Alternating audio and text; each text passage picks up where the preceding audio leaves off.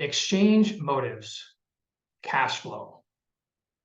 Non-performing assets are assets that are performing below market rate of return, right? To me, that's a non-performing asset, or lower performing is how am I comparing to what I could get in the market today? Typical culprits that'll be in this category oftentimes are vacant land, because naturally there's typically not a cash flow associated with it, but you are paying out every year for property taxes.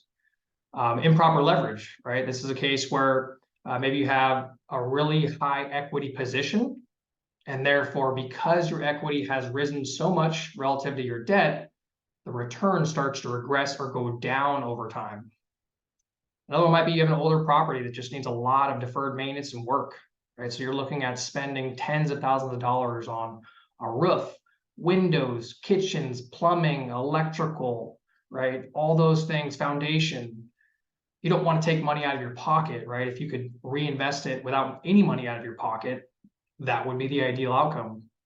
High vacancy rates. Maybe you have a property that, for whatever reason, maybe it's really small or really big, and therefore presents a problem with turning over and getting new tenants.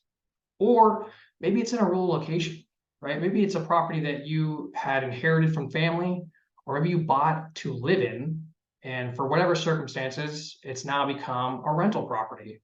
Right? This is a pretty common culprit of, it was a property that we never really intended for it to be an investment property, and yet here we are 20 years later, and it's a bona fide investment for our portfolio. So oftentimes those are ones that we haven't looked at for a while, looking at them, understanding what am I generating and what is my opportunity. Getting into the first case study, from profit to performance. So Travis and Michelle worked with them in 2014 to purchase a 2-bedroom, 2-bath condo here in Allied Gardens. Great place, newer construction, easy bread and butter as far as turning it over and getting it rented. However, when they bought the property, they had used a 15-year loan. So the intention from the beginning was really to build equity in the property, not necessarily generate a cash flow. As you can see here in the considerations, the net operating income was actually $3,000 a month negative, right? So they were realizing no return or a negative return. Now, the flip side of that, though, is that in sitting down with Travis and Michelle in 2021, we're able to identify that they benefited from an appreciation rate of 9.7% per year. That's pretty phenomenal. And nearly 60% since they bought it in 2014. So their equity at purchase was $66,000. Looks like I gave you guys a multiple choice or fill in blank here, equity at sale. For the purpose of this, they had an equity of over $212,000 to reinvest.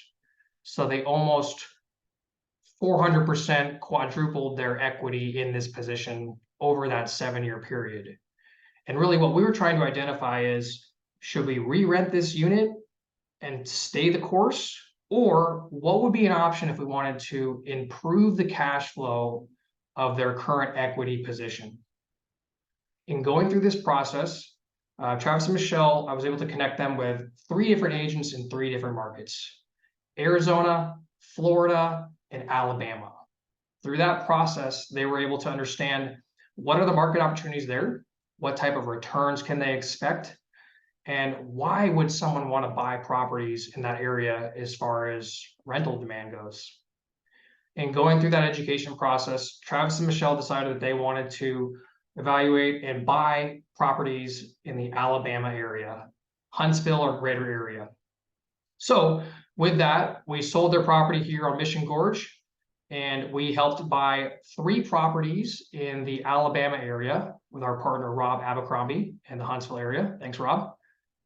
And what I really want you to take away from this image here is the change in their situation from taking action, right? They chose to evaluate where they're at, what they could do, and by doing so, they changed their position from negative $3,000 each year in cash flow to positive $24,136. That's a net difference of $27,000 plus in year 1. I don't know about you, but I certainly would appreciate if I made a position change that generated $27,000 without me having to actively go earn it. Now, the other thing I wanted to share with you is that a lot of people talk about doing an exchange. They talk about looking at year one. We want to see, well, what does this look like 30 years from now?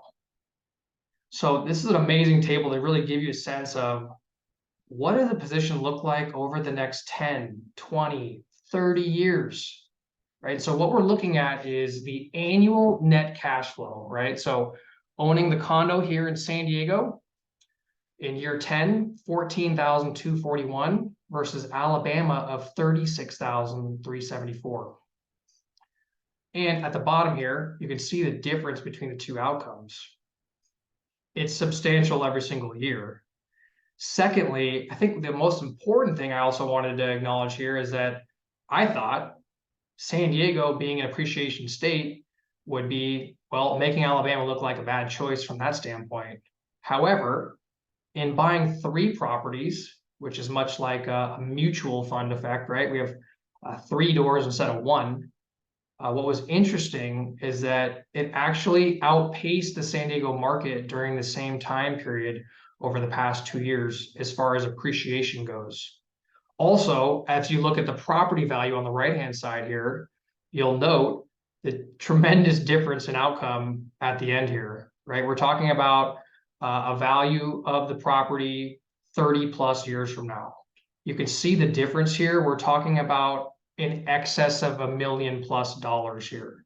So by choosing to take this position and change it into the 3, they now have an opportunity to walk away with a net worth they can pass on to their kids that's going to be in the multitude of millions of dollars. So it's a really profound impact over the course of time by choosing to make changes, or at least evaluating where you are and what your opportunity is.